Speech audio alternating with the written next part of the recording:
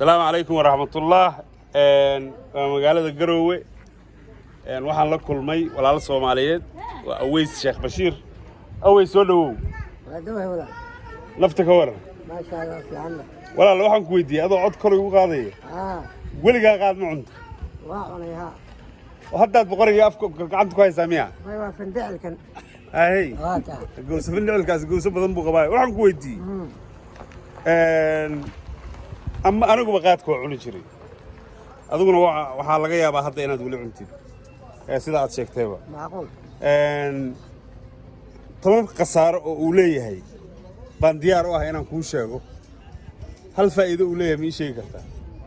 wax faa'iido ku hayna ma hayno. Aye. waa ka. adigoo ka daacad hadlaya. Anoo daacad. maalinkii kuugu darayd oo aad isleedahay sheekadaas waa lagu cashar qaadan karaa. ma nala wadaagi kartaa.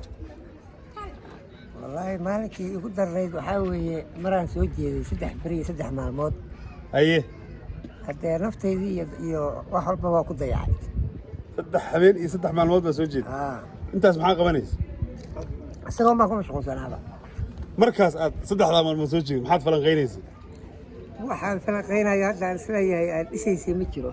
أيه. وكل بدو أسكوا شيء كمرقان موي. أيه. واقع. dhibaatooyinku way badan yihiin taasi waa soo jeed waa naftaadii baad u daraatay wax aad isleedahay qofka qaadka cuno kama suurtoobaan ama meel khatar ku galay ama meel xillo ku dhigay nala wadaagi kartaa wallahi hadda aniga meel xillo ay ma dhigin laakiin waa isitaa xoolaha aye wiilka yarkaa soo koraya oo aniga adigu waa dhici karta inaan aabbaha ugu aadanna ama adeerkiisana oo hadda isla qumanoo leh waa jimco maanta waa isku leynhayaa had ku oran lahayd waxaan ku leeyahay waxaan dadkii inaga horreeyay ayaa ku soo daalay marka waqtigaas iga dhuminina aad iyo aad baad mahadsantahay